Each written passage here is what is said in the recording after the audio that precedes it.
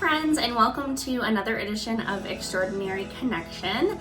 My name is Reverend Sarah Alexander, and I serve as a deacon, and my appointment is at Birmingham First in Birmingham, Michigan, and I serve as deacon of high school and young adult ministries, and it is a pleasure to be part of Extraordinary Connection. If this is the first video that you're watching in this series, know that it's part of a larger video blog with clergy from all over the state of Michigan and the United Methodist Church. So do go check that out. It's pretty powerful and awesome to serve among such great, talented clergy.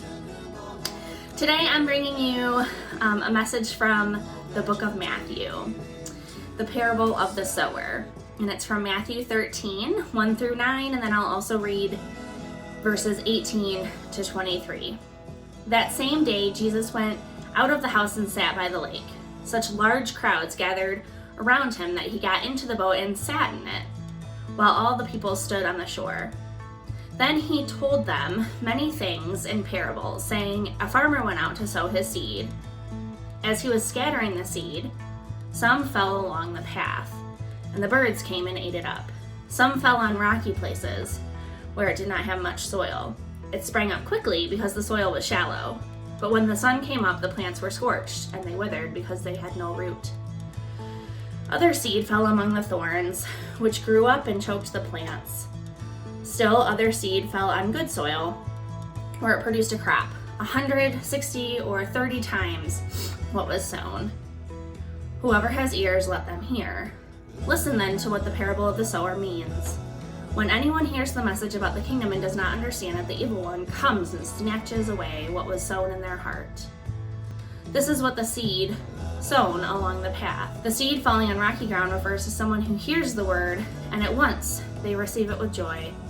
But since they have no root, they last only a short time. When trouble or persecution comes because of the word, they quickly fall away. The seed falling among the thorns refers to someone who hears the word, but the worries of this life and the deceitfulness of wealth choke the word, making it unfruitful. But the seed falling on good soil refers to someone who hears the word and understands it. This is the one who produces a crop, yielding 100, 60, or 30 times what was sown. This is a familiar parable. Jesus often uses parables to teach and help others think of things from a different perspective, something we so desperately need in this divided time.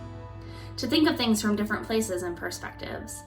This parable presents us with 4 different soils ranging from fertile to dead, and how the sower is successful or unsuccessful at growing a crop in said soil.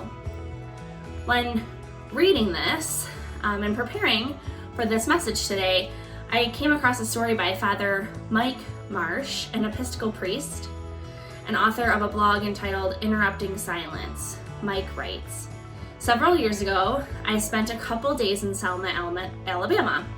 I stopped at a gas station at the edge of town to fill up before heading home. I went inside and walked over to the cashier. On the other side of the office was an elderly black man. He was sitting in a chair against the wall. I looked at him and said hello. He just nodded and said, boss.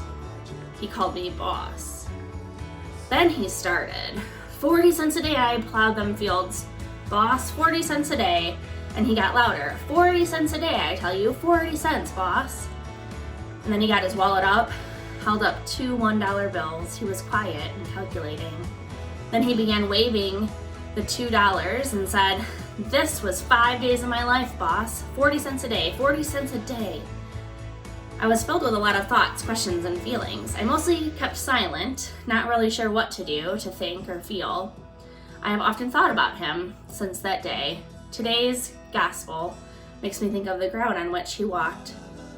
I suspect he often walked on the hard-packed path of prejudice, a path where not much grows, where life and opportunities are too quickly snatched away.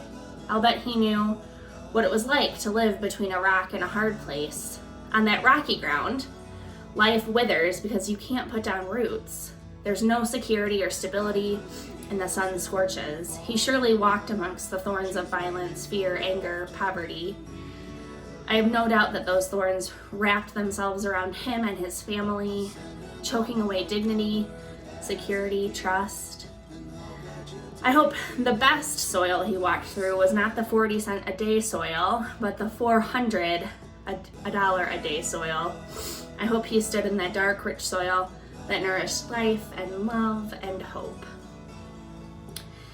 This story from Father Mike reminds me that while we might not have worked in the fields for 40 cents a day, we can all relate to how these types of soil in our lives have created paths. Some experienced dry and cracked brokenness, cut by thorns.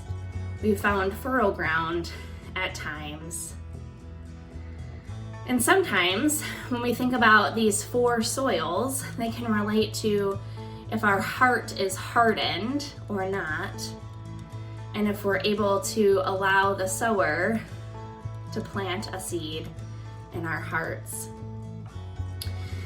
We can often think about how the soils point to whether we have been open or closed to hearing God's word, and sometimes can point to those life circumstances. And this reflective work is definitely important in this parable, but there's also another way of looking at it.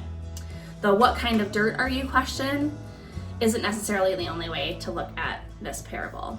I think it's really the irresponsible farmer. The parable of the farmer who grew nothing. The farmer goes out and sows seeds on dry, cracked ground with thorns, and that's wasteful. It's actually bad farming. If you've ever planted a garden, you'll know that soil is probably one of the most important aspects to a fruitful harvest, and yet this farmer doesn't seem to care. The story of Jesus simply doesn't fit into our worldview of productivity and planning and competition.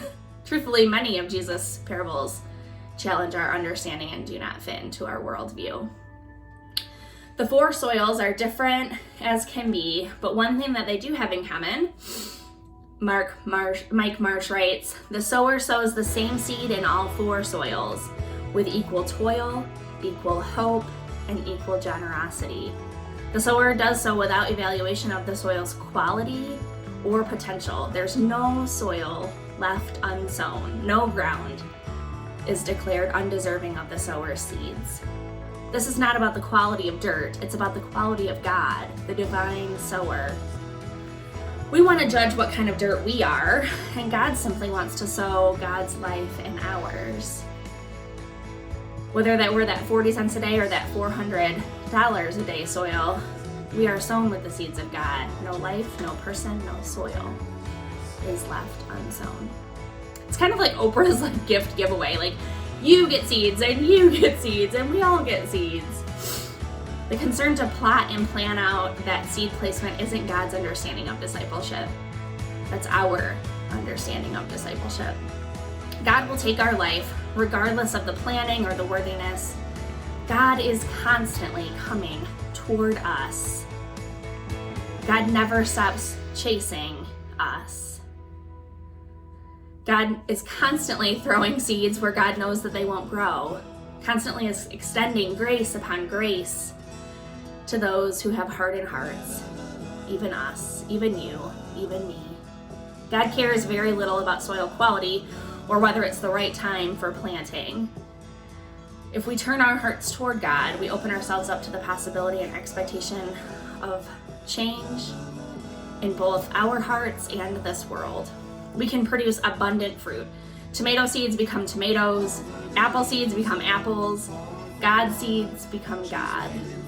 And my hope for you this day is that you will cultivate a heart that is able to receive the seed from God. Amen.